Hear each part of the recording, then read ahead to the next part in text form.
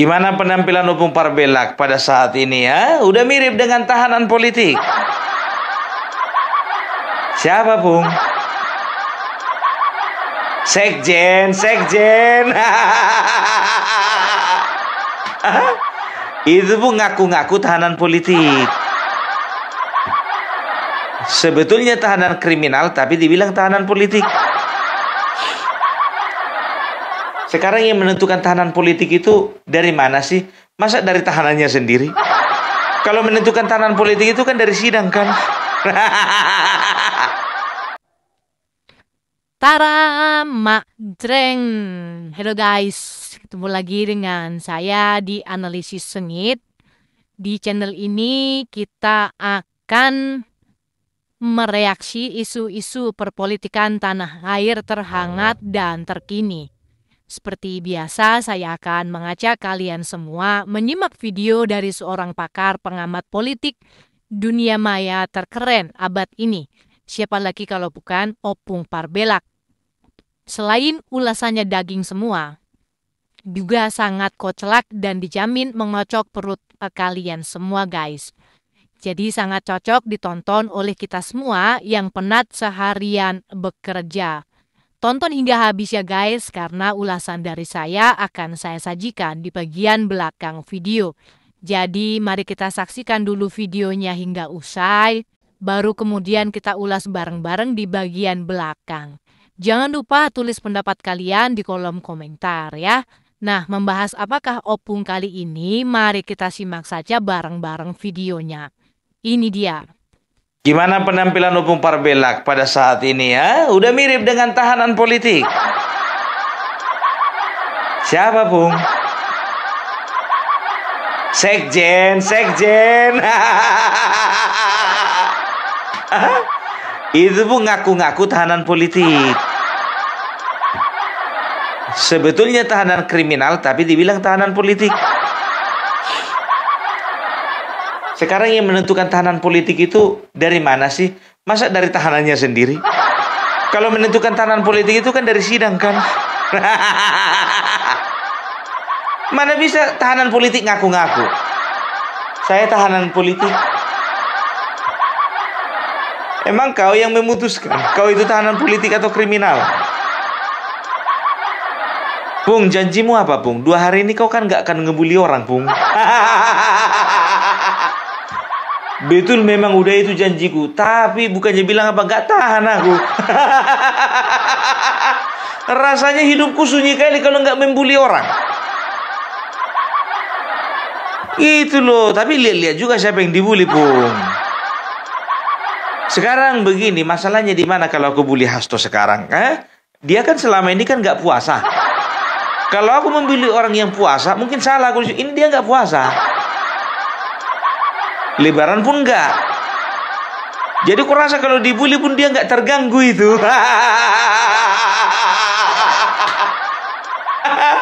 Aduh, tahanan politik. Tahu enggak sih kalian itu tahanan politik apa? Tahanan politik itu adalah ya seseorang yang ditahan oleh karena memiliki ide atau gagasan-gagasan yang bertentangan dengan pemerintah dan cenderung membahayakan bagi kekuasaan negara yang sedang memerintah. Itu tahanan politik. Terus ide apa rupanya dan gagasan apa yang dimiliki si Hasto? Yang membahayakan pemerintah. Kurasa nggak pemerintah nggak dibahayakan dengan ide-idenya ini. Yang berbahaya idenya ini bagi partainya sendiri. Ingat ya, Hasto tidak akan pernah dianggap sebagai orang yang berbahaya bagi negara. Enggak, dia itu berbahaya bagi partai sendiri.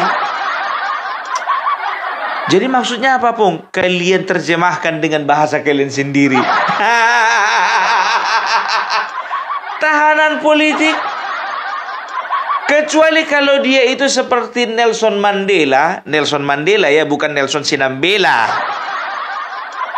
Ya, Nelson Mandela ya, ketika dia menentang diskriminasi terhadap orang-orang kulit hitam di daerah Afrika Selatan ya. Waktu itu Afrika Selatan itu diperintah atau dipimpin oleh kebanyakan dari orang-orang Eropa, kan begitu, kulit putih ya.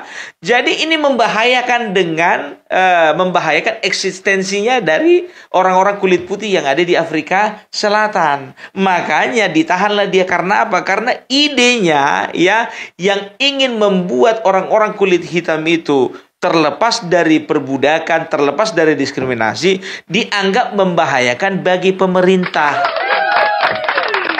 Begitu. Kan itu dia. Nah ini masalahnya uang suap.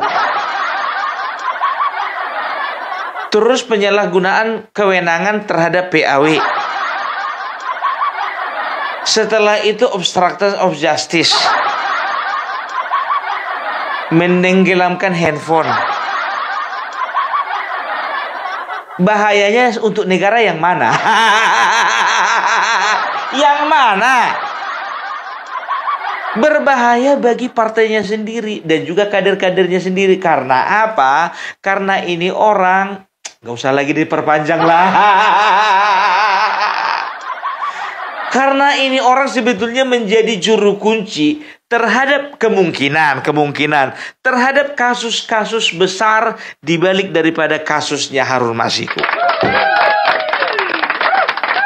Kalian coba perhatikan, kalian nggak sadar nggak? Kenapa orang PDIP mati-matian membela si Hasto? Ya, berbagai macam cara mereka gunakan, mulai dari 1.000 pengacara tambah 1. Ya mereka kemarin kan bilangnya tambah 1.000 pengacara. Tambah Febri Diansah tambah 1. 1.001 kan? Walaupun yang tampak di persidangan cuma 3 orang.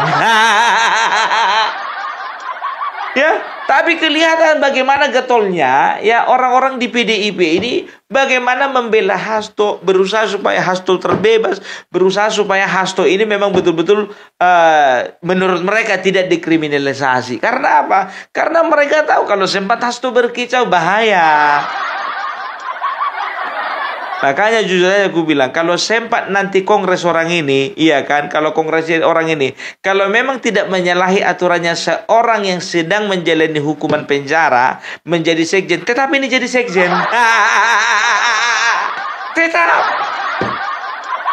Supaya apa? Supaya jangan bernyanyi nanti dia. Kita udah lihat bagaimana Nazarudin, ya kan, dari Partai Demokrat. Nyanyi dia kan. Bernyanyi dia, makanya masuk itu. Anas Urbaningrum masuk, Andi Malaranggeng masuk, Jero Acik masuk, kan begitu kan. Angelina Sondak masuk.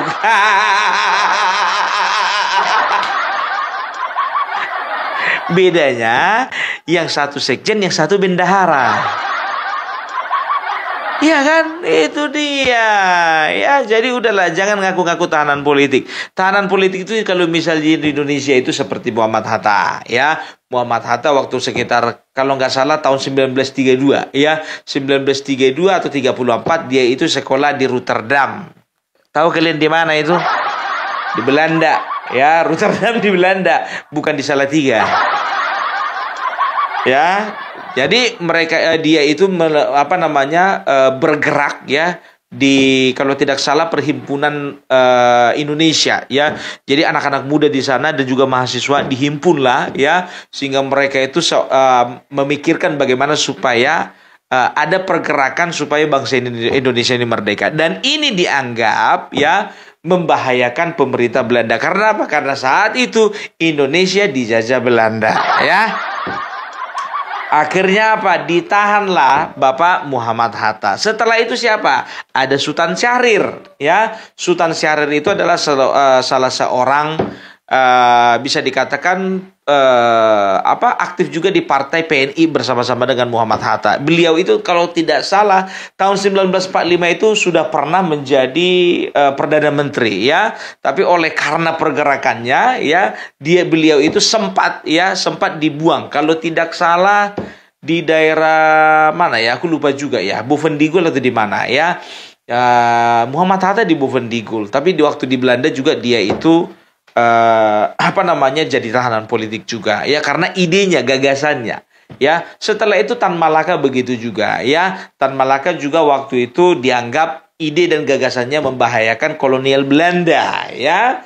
Jadi ya inilah yang layak disebut dengan tahanan politik. Karena apa? Ide gagasan memperjuangkan kemerdekaan, ide gagasan untuk memperjuangkan bangsanya itu membahayakan kolonial Belanda. Maka layaklah mereka disebut dengan tahanan politik. Nah, Hasto.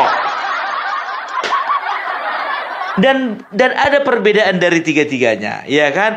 Kalau Muhammad Hatta dari Bukit Tinggi, Sultan Syahrir dari Padang Panjang, dan si Tan Malaka itu kalau nggak salah dari Suliki. Ya, Suliki itu kalau nggak salah 50 kota ya, atau pokoknya di daerah dekat Payakumbuh sana ya. Jadi tiga-tiganya ini orang Sumatera Barat. Hasto orang Jogja. Iya kan? Artinya apa ya? Artinya beda jauh. Jangan sempat-sempat Hasto mengatakan bahwasanya dia tahanan politik. Karena apa? Ya, karena tidak ada satupun idenya, gagasannya yang membahayakan negara. Itu yang pertama. Baru yang kedua, dia nggak pernah lahir di Sumatera Barat.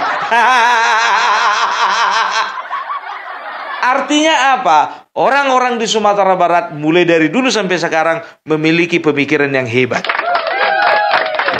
Muhammad Hatta Sumatera Barat, Bukit Tinggi, Sultan Syahrir Padang Panjang. Aku udah pernah ke sini. Ya, setelah itu Sumatera Barat juga. Setelah itu Tan Malaka juga dari Suliki. Aku juga udah pernah ke sini. Opung Parbelak. I love you West Sumatera. Ya, jadi kalian kalau misalnya jalan-jalan kalian ke Sumatera Barat, ya, ingat ada banyak hal yang bisa kalian nikmati. Yang pertama itu sudah pasti alamnya. Karena di Sumatera ini number one ini biar tahu kalian daerah wisata kalau untuk Sumatera Barat. Yang kedua, sejarahnya. Iklan kau pun sedikit. Onde mande rancak bana, ya. Iko adalah contoh-contoh pahlawan yang terkenal dari Sumatera Barat, ya.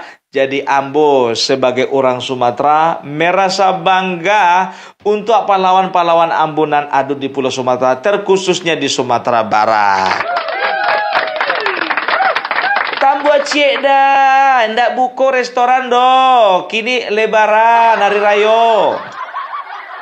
Libur. Jangan minta tambua lai. Payah lu kalau ala basobok jo orang awak gini wah. Ngerti kalian itu? Aduh, pun kau orang Batak, orang Jawa atau orang Minang sih? Aku orang Indonesia. Ya, jadi kita kembali ke masalah tahanan politik ini tadi. Ya, jadi tahu nggak kalian? Ya, bukan satu-satunya. Salah satu tahanan saat ini, ya, yang tidak dikunjungi karena lebaran, ya, itu adalah Hasto. Karena apa? Karena Hasto bukan orang Islam. Untuk apa dikunjungi lebaran ke sana? Iya kan begitu, iya kan. Tapi kalau untuk tahanan-tahanan lainnya mungkin terima tamu, karena mereka itu ingin merayakan lebaran bersama dengan keluarganya. Hasto nggak diajak pun, ngapain diajak? Puasa aja enggak? Kok udah mulai diskriminasi kok, Bung? Bukan diskriminasi. Apa yang salah rupanya gue bilang? Kalau teman-teman penjara lainnya si Hasto itu dikunjungi karena apa? Lebaran, wah, lebaran. Hasto untuk apa dikunjungi? Bukannya merayakan lebaran dia. Kalian suka kali kalian itu mencari celah. Aduh. Jadi ya sekarang ini ya Opung Parbelak sebetulnya bukan mau bahas Hasto, tapi kepanjangan ini sebetulnya openingnya ini. Padahal ini tadi cuma openingnya ini. Tapi banyak panjang kali. Jadi tahu ndak kalian ya? Di konten Opung Parbelak kemarin diawali dengan mengucapkan salam selamat hari raya lebaran, kan begitu ya. Aku ingin sekali pakai peci karena apa? Aku itu ingin dicitrakan sebagai Soekarno, kan begitu. Tapi komentar-komentar yang kudapat itu bertentangan semua. Kok mirip kali sama Guntur Romli, kata yang satu. Cie, udah mulai niru-niru gaya Hasto ya, kata yang satu. Yang satu lagi tahu kalian apa? Pung, mirip kali kok sama guru Gimbul. Tapi enggak apa-apa lah, daripada beberapa waktu yang lalu disama-samakan, dimirip-miripkan aku sama Rasman Nasution. Pengacara enggak, pengusaha enggak, siapapun enggak. Enggak jelas bagaimana karir hidupnya itu sekarang. Aduh, ya. Nah, jadi sementara Hasto sedang menikmati hari-hari indahnya di penjara, Bapak Prabowo beserta dengan Bapak Wakil Presiden, ya, Bapak Gibran Rakabuming Raka sedang sibuk menyambut masyarakat ya yang sedang mengikuti acara open house. Ya, dan tahu enggak kalian apa yang bikin aku berkesan ya? Yang bikin aku berkesan ya, itu biasanya presiden di sebelah sana berdiri saja, masyarakat yang menyalamkan begitu. Ini Bapak Prabowo sebagai presiden, beliau yang menghampiri masyarakat untuk bersalaman. Tahu enggak kalian, antrian ya, itu banyak ternyata di luar itu ngantri. Itu selama 3 jam, 4 jam, 5 jam. Ada juga mereka itu yang nggak bisa masuk oleh karena apa? Terlalu padat kan begitu. Tapi tidak ada yang luput dari perhatian Bapak Prabowo. Karena apa? Ternyata mereka pulang bawa bingkisan. Bawa bingkisan. Dalamnya ada mie instan, ada gula, ada kopi, ada teh, ada biskuit. Itu dia. Ya, ingat ya, bagi-bagi bingkisan ya, bukan bagi-bagi bansos. Ini kalau sempat ada orang PDP ikut ini bahaya ini. Direkamnya bikin berita dia kan. Presiden dan wakil presiden bagi-bagi bansos waktu lebaran. Hey. Ingat ya, bukan bansos, bingkisan. Isinya kopi, gula, teh, mie instan dan juga biskuit. Orang ini kadang-kadang kan begitu ya, suka kali lah orang ini memutarbalikkan fakta. Aduh gimana kantor DPP PDIP? Ada rencana mau bikin apa? Bikin open house. Jadi kalau ku tengok kawan-kawan ya yang sudah beramah-tamah dengan Bapak Prabowo ya dan juga Bapak Gibran ya di istana kemarin ya, dan mereka mendapatkan bingkisan, jadi nggak sabar aku jumpa sama Bapak Jokowi. Tenang opung Parabela kan sebentar lagi kan. Ya, nggak bisa salaman sama anaknya, bapaknya kita salam. Ya, jadi sekedar mengingatkan sekali lagi ya, untuk opung Parabela nanti bulan 4 ya, itu akan pergi ke Solo untuk berjumpa dengan Bapak Jokowi, dan kita akan mohonkan kepada Bapak Jokowi untuk kita bisa wawancara. Jadi bukan begitu nyampe foto-foto, begitu nyampe foto-foto. Mudah-mudahan Bapak Jokowi ya tahu bahwasannya opung Parabela itu adalah salah satu pembela Bapak Jokowi di media sosial. Ya kan? Ya. Jadi bagi teman-teman, nantikan kehadiran opung Parabela di Solo, di Jogja, dan juga di Jakarta. Pak Jokowi ngikut juga, Bung? Ya enggak lah. Pak Jokowi stay di Solo. Setelah itu opung Parabela akan di Solo bersama dengan teman-teman kreator lainnya. Kita akan kopi darat dengan teman-teman opung Parabela dan konten kreator lainnya di kota Solo. Tapi kuumumkan dari sekarang sama kalian ya, kalau mau datang kalian contohnya ya, kalian order sendiri dan juga bayar sendiri. Mana tahu opung Parabela mengadakannya di kafe kan begitu ya kan? Ya, kalian order sendiri, bayar sendiri dong. Aku bukan pejabat, Wak. Nanti dibilang lagi aku terkait dengan apa namanya? Dengan TPPU, tindak pidana pencucian uang. Ya ditengok orang kan, opung Parabela banyak kali rupanya pendukungnya, dari mana uangnya ini kan begitu. Mulai sekarang aku bilang sama kalian, kalau kalian misalnya datang ke tempat opung Parabela, entah itu di kafe entah di mana ya, order sendiri, bayar sendiri. Aduh. Itu kan di Solo, Bung. Di Jogja dibayarin kami kan, Bung. Enggak, bayar sendiri juga. Kan begitu ya, kita kan di situ kan silaturahmi, kan begitu. Di Jakarta gimana Bung? Tetap bayar sendiri. Teman-teman yang sudah mendukung, mensupport, terima kasih banyak ya. Terima kasih banyak ya. Untuk teman-teman yang tidak mau ditampilkan ya seperti biasa ya, dan juga bagi teman-teman yang masih ingin berkontribusi terhadap keberangkatan Opung Parbelak ya, Opung Parbelak masih menyertakan nomor rekening di sebelah kanan dan nomor WA di sebelah kiri. Ingat sekali lagi, nomor WA Opung Parbelak bukan pakai admin atau robot. Opung Parbelak sendiri yang menjawab. Oke? Nah, sebentar Opung Parbelak akan ya menampilkan kepada kalian semua ya foto-foto yang dikirimkan kepada Opung Parbelak. Mungkin aku nggak permisi ya kepada beberapa orang teman Opung Parbelak untuk menampilkannya di video YouTube ini. Opung Parbelak berharap jangan ada yang marah. Kalaupun komplain, nanti aku akan hapus fotonya dari video Opung Parbelak ini.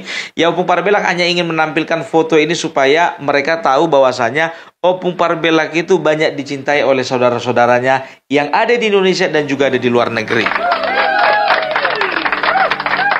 Itu dia ya, jadi silahkan dinikmati. Sebulan kita puasa, bukan sekedar menahan lapar, bukan sekedar menahan dahaga, tapi sesungguhnya kita sedang diuji. Menahan diri dari setiap godaan.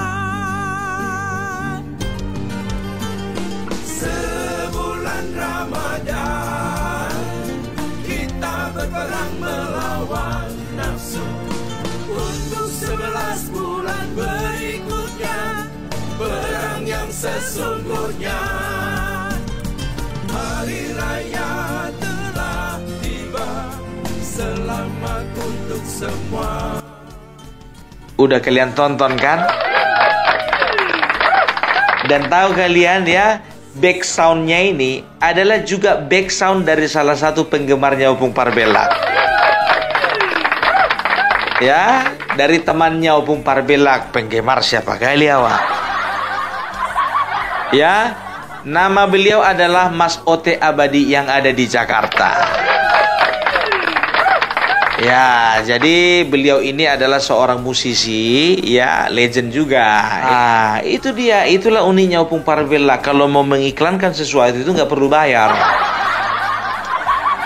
Ya kan begitu kan? Bisa aja sebetulnya minta bayar 1,5 juta. Ya kan? Tapi ini enggak ya. Jadi ini adalah rasa bangga Opung Parbelak karena karyanya disukai oleh teman-teman. Ya, jadi kalau bicara tentang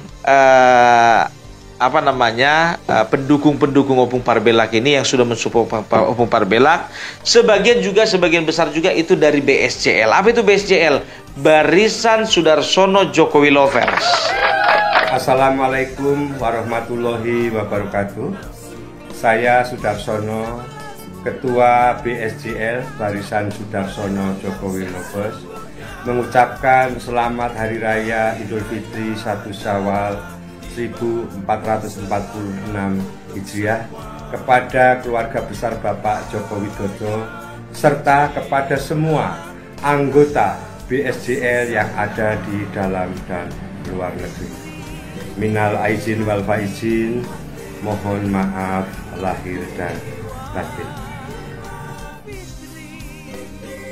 Assalamualaikum. Saya Danur Subandi mewakili rekan-rekan Barisan Sudarsono Jokowi Lover di New York mengucapkan selamat Hari Raya Idul Fitri. Assalamualaikum warahmatullahi wabarakatuh. Saya Ibu Maria Triningsih, pendukung BSJL dari London, England, mengucapkan selamat Hari Raya Idul Fitri 1446. Assalamualaikum warahmatullahi wabarakatuh. Hi, I'm Hani from Alpha Language Center Jakarta. We would like to say from Jokowi, Istri Riana, and all the members of BSGL, Happy Mubarak, Minal Aidin wal Faizin, Taqabbalallahu minna wa minkum. Assalamualaikum warahmatullahi wabarakatuh. Keluarga besar Abdul Aziz, Desa Asam Besar, Kecamatan Manis Mata, Kabupaten Ketapang, Provinsi Kalimantan Barat, mengucapkan selamat Hari Raya Idul Fitri 1446 Hijriah tahun 2020. Assalamualaikum warahmatullahi wabarakatuh. Dengan segala kerendahan hati dan keikhlasan hati, kami segenap keluarga besar Warsana Yogyakarta mengucapkan taqabbalallahu minal wal minkum minal aidin wal faidin kepada keluarga besar Bapak Jokowi. Semoga beliaunya tetap dilimpahkan rahmat, umur panjang, barokah. Kami segenap keluarga besar tidak lupa mengucapkan minal aidin wal faidin kepada barisan Sudarsono Jokowi. Kami Siska BSJL, Barisan Sudarsono Jokowi Lovers, mengucapkan selamat Hari Raya Idul Fitri 1 Syawal 1446 Hijriah. Mohon maaf lahir dan batin atas segala kesalahan dan khilaf. Assalamualaikum warahmatullahi wabarakatuh. Saya Arya JP dari Kabupaten Lombok Timur, Provinsi Nusa Tenggara Barat, mengucapkan selamat Hari Raya Idul Fitri tahun 1446 Hijriah. Minal aidin wal faizin, mohon maaf lahir batin. Jadi itulah dia tadi beberapa teman-teman kita, ada di luar negeri, ada di dalam negeri, ada di Pulau Jawa, Sumatera, Kalimantan dan lain sebagainya, dari barisan Sudarsono Jokowi Lover. Bayar ya, Bung. Nah, inilah pikiran-pikiran seperti ini yang merusak ini. Masa apa-apa dibayar, apa-apa dibayar? Enggak aja kalian. Ya, jadi itulah dulu dari Opung Parbelak. Salam NKRI harga mati. Oke guys, sudah kita simak bersama ulasan dari Opung Parbelak. Seperti biasa, selain ulasannya sangat detail dan mendalam, juga sangat kocak ya. Selalu mengocok perut kita semua. Jadi walaupun berlama-lama kita menyaksikannya, tapi kita tidak pernah merasa bosan-bosan ya. Dari awal sampai akhir isinya daging semua. Jarang loh yang isinya daging semua kayak gini, ya kan? Iyalah. Dijamin guys. Plok, plok, plok, plok. Hehehehe. Oke guys. Dalam video yang barusan kita saksikan, Opung Parbelak mengulas tentang Prabowo yang mengadakan open house di istana ya. Sementara si Hasto malah open house di penjara. Tema yang diangkat kali ini oleh Opung benar-benar menggelitik dan mengandung banyak ironi politik yang luar biasa. Pertama, dari sisi simbolisme, open house itu biasanya adalah ajang silaturahmi ya. Mempertemukan banyak orang dari berbagai kalangan, menciptakan keakraban dan menunjukkan keterbukaan seorang pemimpin. Ketika Prabowo menggelarnya di istana, ini bukan sekadar acara biasa, ini adalah simbol bahwa ia sekarang berada dalam lingkaran kekuasaan ya, menjadi bagian dari pusat kendali di negeri ini. Ya iyalah, Prabowo kan presiden guys ya. Hal ini mengingatkan kita pada teori politik ya, Machiavelli, yang sering dikutip oleh si Hasto yang mengatakan bahwa dalam politik yang terpenting bukanlah bagaimana seseorang memulai, tetapi bagaimana ia menyudahi perjalanan politiknya. Prabowo yang dulunya oposisi keras kini berada dalam posisi strategis di pemerintahan ya, sebuah perjalanan politik yang penuh dinamika. Sementara itu Hasto yang open house di penjara adalah sebuah ironi yang sangat tajam. Sebagai seorang politisi yang selama ini dikenal vokal ya, Hasto kini terjebak dalam situasi yang tak diinginkan oleh siapapun. Ini mengingatkan kita pada pepatah, siapa yang menanam dia yang menuai ya, atau dia yang mengunduh. Jika selama ini ada permainan politik yang tak sehat, cepat atau lambat, maka akan terungkap ya dalam sejarah politik dunia. Banyak sekali pemimpin atau tokoh yang akhirnya harus menghadapi konsekuensi atas tindakan mereka ya. seperti Richard Nixon dengan skandal Watergate ya, atau bahkan politisi Indonesia lainnya yang terjerat kasus hukum. Kemudian kita masuk ke aspek komunikasi politik teman-teman ya, yang dibahas oleh Opung tadi. Dalam dunia politik, persepsi publik adalah segalanya. Prabowo yang tampil di istana menunjukkan dirinya sebagai tokoh yang makin diterima oleh elit politik dan rakyat ya. Ini mengingatkan kita pada teori political branding yang mengatakan bahwa citra seorang pemimpin lebih penting daripada fakta yang sebenarnya. Dengan hadir di istana, Prabowo seolah mengukuhkan bahwa ia bukan lagi sekadar mantan jenderal, tapi seorang presiden dan juga negarawan. Sebaliknya, Hasto yang berada di penjara tentu mengalami dampak citra yang negatif ya. Masyarakat akan mengasosiasikan dirinya dengan kasus hukum dan di dalam politik reputasi adalah mata uang utama. Dalam sejarah, banyak tokoh politik yang kejatuhannya dimulai dari kasus hukum. Seperti Lula ya, dan Lula da Silva di Brasil yang sempat dipenjara meskipun akhirnya bangkit kembali. Namun tidak semua orang punya kesempatan kedua ya guys ya. Ini menunjukkan bahwa dalam politik, langkah yang salah bisa berakibat fatal. Selanjutnya dari perspektif sosiologi politik, kejadian tersebut juga mencerminkan bagaimana hukum dan kekuasaan berjalan di Indonesia. Ada teori yang disebut dengan hukum sebagai alat kekuasaan ya, dalam tanda kutip ya, yang menyatakan bahwa hukum seringkali menjadi senjata bagi kelompok yang sedang berkuasa untuk melemahkan lawannya. Tentu saja kita tidak bisa langsung menuduh bahwa kasus Hasto adalah bagian dari strategi politik tertentu. Tapi publik pasti memiliki spekulasinya sendiri ya. Politik di Indonesia memang selalu punya dinamika yang menarik dan sulit ditebak. Lalu mari kita lihat dari sisi psikologi politik. Prabowo yang menggelar open house tentu ingin membangun kesan bahwa ia dekat dengan rakyat dan siap mengambil peran lebih besar ya.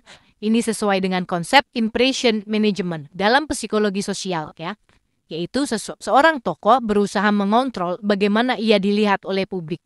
Ia ingin menunjukkan bahwa dirinya nyaman di pusat kekuasaan dan siap untuk tantangan berikutnya ya. Mungkin nanti akan mencalonkan diri sebagai Sekjen PBB setelah tidak lagi menjabat sebagai Presiden Indonesia. Sementara itu ya, Hasto menghadapi tantangan psikologis yang justru luar biasa dalam politik. Tekanan mental sangat besar terutama ketika seseorang berada dalam sorotan negatif. Ini bisa berpengaruh pada strategi politik ke depan. Apakah ia akan mencoba melawan, bertahan, ataukah justru menghilang dari panggung politik. Banyak politisi yang mengalami ujian mental seperti ini dan hanya yang benar-benar kuat yang bisa bertahan. Akhirnya, ulasan Opung Barbelak ini mengajarkan kita bahwa politik itu penuh kejutan dan ironi. Satu pihak naik, pihak lain jatuh, seperti roda yang terus berputar. Tidak ada yang bisa selamanya di atas atau di bawah. Yang terpenting adalah bagaimana seorang tokoh membangun narasi, menjaga reputasi, dan tetap relevan di tengah perubahan zaman. Bagaimana menurut kalian? Ya, setuju nggak dengan apa yang disampaikan oleh Opung di bagian depan tadi dan sedikit ulasan dari saya di bagian belakang barusan? Silakan tulis pendapat kalian di kolom komentar ya. Oke guys, demikian dulu nonton bareng bersama kami dan sedikit ulasan di bagian belakangnya. Jangan lupa terus ikuti kami dengan cara klik subscribe, like, dan share ya. Kita jumpa lagi di konten-konten berikutnya. Salam akal sehat.